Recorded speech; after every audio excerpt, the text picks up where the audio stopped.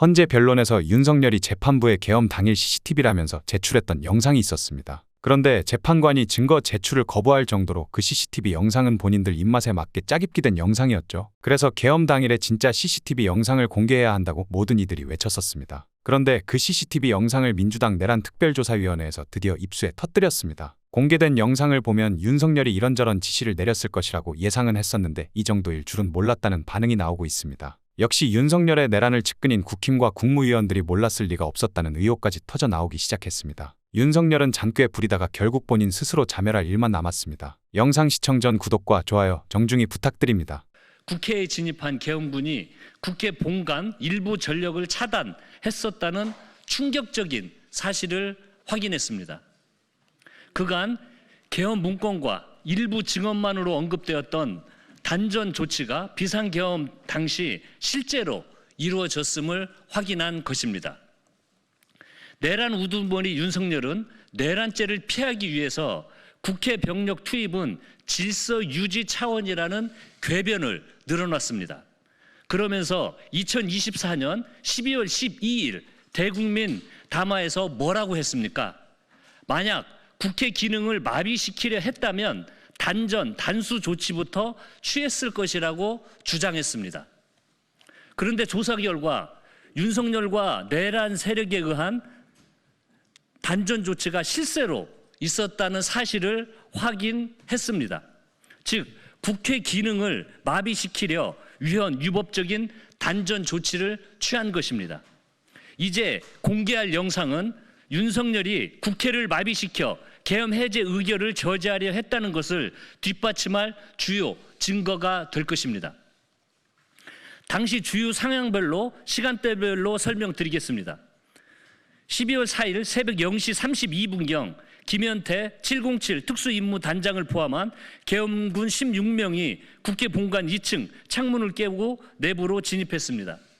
이들은 노텐도 홀로 향했으나 보좌진과 당직자, 국회 직원들의 격렬한 저항에 막히게 됩니다. 이 중 7명이 12시 54분경 4층으로 향했고 약 6분간 배회하다가 1시 1분경 승강기를 타고 지하 1층으로 내려갔습니다. 지하에서 국회 본관과 의원회관이 연결된 통로의 문을 소방호스로 묶어 통제하려던 계엄군은 1시 6분 26초에 지하 1층의 분전함을 열었습니다. 그리고 1시 6분 59초 일반 조명 차단기를 내렸고 1시 7분 2초에는 비상 조명 차단기까지 내려 지하 1층의 전력을 차단했습니다. 국회 본관 지하 1층을 암흑천주로 만든 이 단전 조치는 약 5분 48초간 지속됐습니다. 새벽 1시 1분경 국회가 비상계엄 해제 요구 결의안을 통과시키고 불과 5분 후에 일어난 일입니다. 만약 계엄군이 지하가 아닌 본관 전체의 전기를 끊었거나 그 조치가 조금 일찍 이루어졌다면 국회는 어둠 속에서 혼란에 빠져 비상계엄을 해제하지 못했을 것입니다. 이 같은 사실은 지난 2월 6일 헌법재판소에 출석한 김현태 단장의 증언과도 일치합니다. 12월 4일 0시 50분경 곽종근 특수전 사령관은 김현태 단장에게 전화해서 전기라도 차단하는 방법이 없겠나라고 말했고, 김현태 단장은 국회 본관에 진입해 있던 김현태 단장은 찾아보겠다라고 답변했습니다. 두 사람의 통화가 끝난 지 약 15분 후 실제로 단전이 이루어진 것입니다. 내란 우두머리 윤석열에게 묻습니다. 이래도 계엄군 투입이 질서 유지 목적입니까? 계엄군이 국회를 단전시킨 배경에는 계엄 해제 결의를 막으려던 윤석열의 지시가 있었습니다. 윤석열이 곽종근 사령관에게 아직 의결 종족수가 안 채워진 것 같다, 국회 문을 부수고 인원들을 끌어내라 라고 재촉했기 때문입니다. 주요 기관에 대한 단전 단수는 윤석열과 김용현에 의해 사전에 치밀하게 준비됐습니다. 국정조사 과정에서 국회뿐만 아니라 MBC, JTBC, 경향신문, 한겨레, 김어준의 뉴스공장 등 언론사도 단전 단수 조치의 대상이었음이 서방청장의 증언 및 자료 제출로 밝혀진 바 있습니다. 이상민 전 행안부 장관 또한 헌법재판소에서 대통령 집무실에서 단전 단수 내용이 적힌 문건을 목격했다고 증언했습니다. 수사기관에 촉구합니다. 내란 우두머리 윤석열이 단전 단수를 시도한 기관이 어디인지, 누구에게 지시했는지, 군, 경, 소방에 구체적 지시가 하달됐는지, 실제 단전 시도가 있었는지 명명백백하게 수사하십시오. 윤석열과 내란 세력에도 경고합니다. 국회 병력 투입이 질서 목적이었다 하는 뻔뻔한 거짓말로 국민을 기만하지 마십시오. 지금이라도 국민 앞에 진실을 밝히고 사죄하는 것만이 역사 앞에 더 이상 죄를 짓지 않는 길일 것입니다. 민주당 소속 국조특위위원 일동은 앞으로 예정된 2차례 청문회에서 비상계엄과 내란 과정에서 제기된 의혹들을 철저히 조사해 국민 여러분께 진실을 보고드리겠습니다. 더불어민주당 소속 윤석열 정부의 비상계엄 선포를 통한 내란 혐의 진상규명 국정조사 특별위원회 일동, 김병주, 민병덕, 민홍철, 박선원, 백혜련, 부승찬, 윤건영, 추미애, 한병도. 그 증인이 가지고 계셨던 보안폰이 국내에서도 사용할 수 있고 해외에서도 동작하는 보안폰이었습니까? 네, 가능합니다. 예. 그 증인은 12월 3일 20시 밤 8시경에 피청구인으로부터 보안폰으로 전화를 받으셨죠. 예, 그렇습니다. 보안폰에 대통령님이라고 이렇게 발신자가 표시되었습니다. 네, 번호는 안 뜨고 그렇게 이제 예. 그렇게 직함이 뜹니다. 그 갑제 44호증의 3, 그 증인의 경찰 피신 조서 12쪽과 13쪽을 제시하겠습니다. 그 증인은 경찰 조사에서 이렇게 진술을 하셨어요.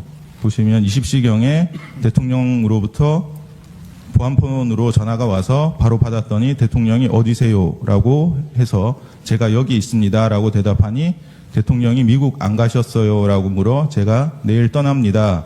방금 미국 대사와 송별 만찬을 했습니다라고 대답했더니 대통령이 알겠습니다라며 전화를 끊으셨습니다. 이렇게 진술을 하셨죠.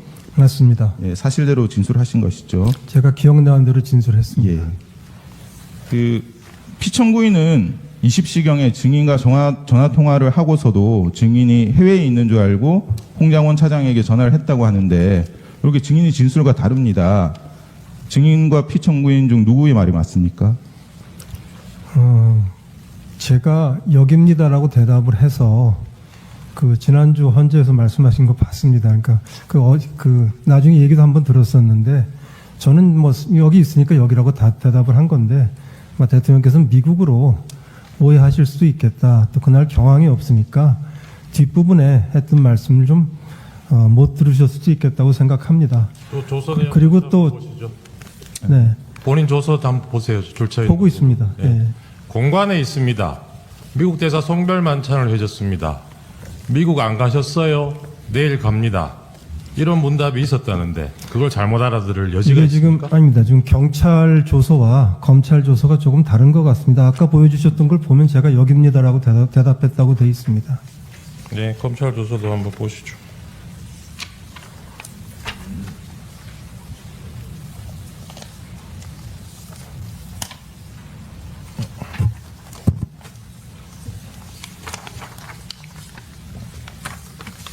경찰 조사받은 날하고 검찰 조사받은 날하고 하루 차이 아니었어요? 그렇습니다. 네, 그런데 그 다르게 대답할 여지가 있습니까? 저는 대통령께서 잘못 생각하고 계신다고 생각을 못하니까 여기입니다 하고 대답하는 거나 공간에 있다고 대답하는 거나 저한테는 똑같지요. 그래서 그래 대답을 했습니다.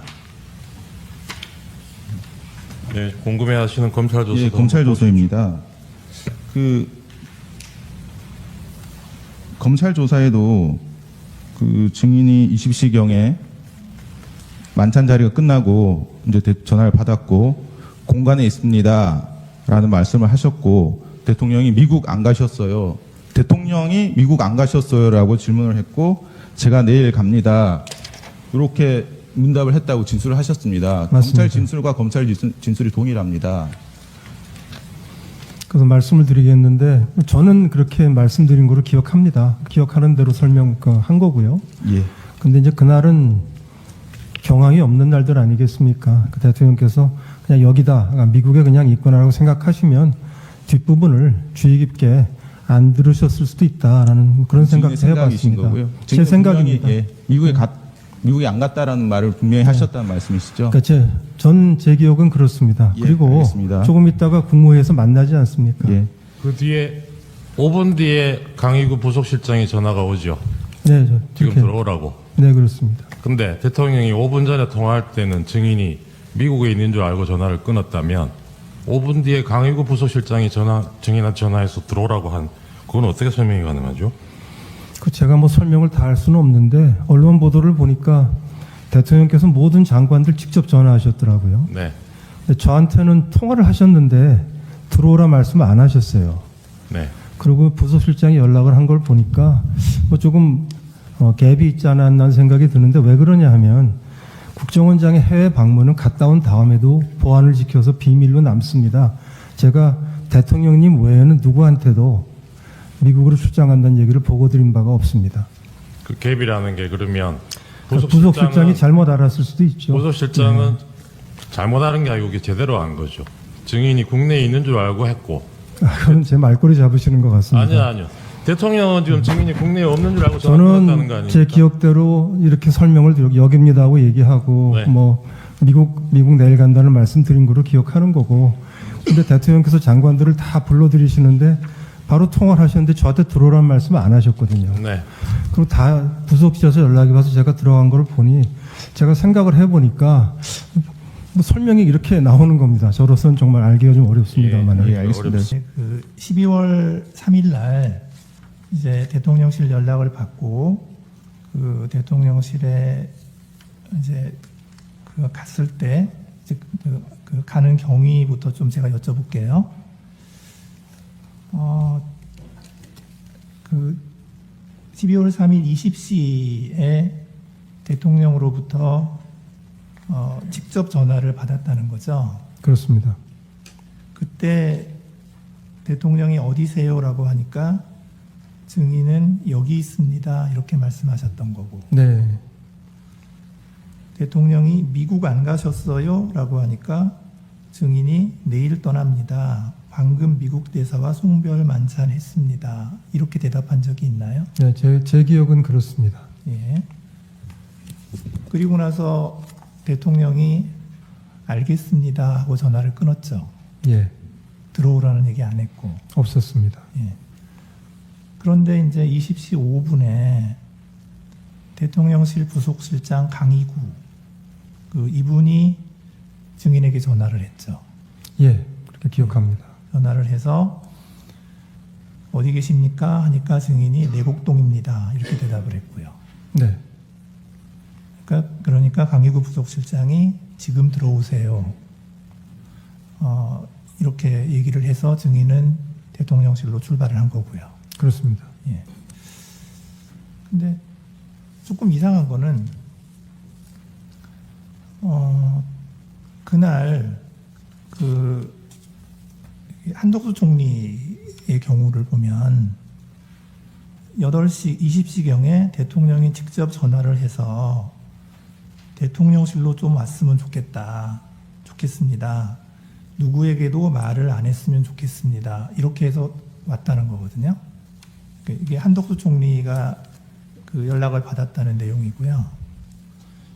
조태열 외교부 장관은 뭐라고 얘기하냐면 7시 54분에 대통령이 전화를 해서 지금 어디 계십니까? 라고 하니까 집입니다. 라고 하니까 지금 용산 집무실로 바로 올 수 있습니까? 차표는 됩니까? 이렇게 해서 바로 출발했다는 거거든요. 그리고 그날 또 그 통일부 장관 김영호 장관도 대통령으로부터 전화를 받았어요. 받았는데 이 전화 받은 게 조금 다릅니다. 저녁 약속이 있어서 식사를 마치고 휴대폰을 보니까 부재중 전화가 여러 번 와 있었는데 보니까 대통령실에서 여러 번 전화를 했더라. 그리고 이제 그랬는데 대통령께서 바로 그때 전화를 해가지고 대통령이 바로 용산으로 가능한 한 빨리 들어와라. 이렇게 얘기를 하니까 그 김영호 장관이 어디로 가면 됩니까? 하고 물었더니 대통령이 수행실장에게 물어보고 들어오세요. 라고 얘기했다는 거예요.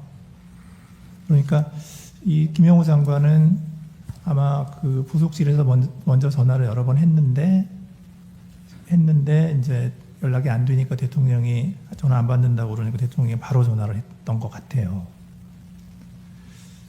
그다음에 이제 이상민 행안부 장관은 연락을 어떻게 받았냐면 6시 11분경에 김용현 국방부 장관으로부터 전화가 와서 지금 어디냐라고 묻기에 울산에서 김장 행사하고 회의하다가 서울 가는 길이다 라고 대답을 하니까 몇 시쯤 도착하냐 라고 하니까 8시 넘어서 도착한다 라고 하니까 도착하는 대로 바로 용산으로 들어오라 고 얘기를 했고 8시경에 역시 그 강희구 부속실장이 전화를 해서 용산으로 바로 들어오라고 해서 갔다는 거고요. 그래서 이렇게 쭉 보면 다른 분들은 전화를 한 번 받았어요. 그 대통령이 직접 전화를 하거나 아니면 부속실에서 전화를 하거나 증인만 2번 받았거든요. 왜 그랬을까요? 저로서는 뭐 알기 어려운 부분이고 제 기억에 따라 말씀을 드렸습니다. 그 국무회의를 이제 그 9시 21시 30분경에 시작을 했고 하여튼 회의를 시작을 했고 증인께서는 그 22시 45분에 대통령실을 출발하셨죠. 시간은 몇 분 틀릴 수는 있지만 대개 맞습니다. 네, 예, 맞죠, 그렇습니다. 맞죠. 예, 예, 예. 그런데 이제 그 대통령실에서 출발해서 이제 국정원으로 차를 타고 가고 있는데 대통령이 전화를 했어요, 증인에게. 그죠? 증인이 맞습니다. 전화 받았잖아요. 예. 근데 그때 대통령께서 원장님 참 미국 출장은 어떻게 하시기로 했어요? 라고 물었죠. 네, 그렇습니다. 예. 그래서 증인이 이런 상황에서 미국을 어떻게 가겠습니까? 라고 대답을 했고 대답하셨죠. 그렇게. 예. 예. 그러니까 대통령께서 그렇지요. 지금 가기는 어렵겠지요. 라고 하고 전화를 끊었죠. 예. 예. 근데 그게 그 통화를 한 게 지금 통화 기록상으로 보면 22시 55분에서 57분이거든요. 그런데 지금 또 통화 기록을 보면 그 대통령께서 그 홍장원 1차장에게 전화를 한 게 22시 53분이에요. 그런데 그 통화 시간이 1분 24초입니다. 꽤 길게 했어요. 그리고 그 지금 홍장원 차장의 그 진술에 의하면 그 전화 때 대통령께서 첫 말씀이 봤지 비상계엄 발표하는 거 이렇게 하길래 홍장원 차장이 네 봤습니다 이렇게 하니까 대통령이 이번 기회에 싹 다 잡아들여 싹 다 정리해 그리고 국정원에도 대공수사권을 줄 테니까 우선 방첩사를 도와 지원해 자금이면 자금 인력이면 인력 무조건 도와 이렇게 말을 했다는 거고 홍장원 차장은 네 알겠습니다 라고 답변을 했다는 거예요. 그러니까 대통령이 그래 잘해 라고 격려하고 통화를 마쳤다. 그러니까 이게 1분 24초를 통화를 했으니까 그러니까 22시 53분에 전화를 해서 1분 24초 통화를 하고 그 다음에 22시 55분에 증인에게 전화를 바로 한 거예요. 그러니까 이 갭이 30초밖에 없어요. 그 말씀 좀 올려도 되겠습니까? 그 네네. 정확한 분은 제가 기억을 못 하고요. 네, 22시 55에서 57이라고 지금 돼 있는 걸 저도 봤는데 네네. 통화한 그 시간은 사실은 30초가 좀 안 되는 걸로 제가 기억합니다. 짧았습니다, 사실은. 아, 증인하고. 예, 그렇습니다. 네, 그러니까 제 말은 뭐냐면 아니 대통령이 지금 홍장원 차장한테 이제 굉장히 굉장히 많은 지시를 막 했는데 그리고 나서 바로 국정원장한테 전화를 해가지고는 참 한가한 얘기를 한 거예요. 미국 출장 어떻게 하실래요? 좀 잘 이해가 간 거거든요. 그래서 대통령께서 53분에 홍 차장한테 그런 얘기를 하셨는지에 대해서 저는 확신이 없습니다. 홍 차장 말을 신뢰하기가 좀 어렵습니다. 아, 예, 예. 오늘 영상은 여기까지입니다. 대한민국 정상화를 위해 끝까지 힘쓰겠습니다. 여러분의 구독과 좋아요로 힘을 보태주세요. 감사합니다.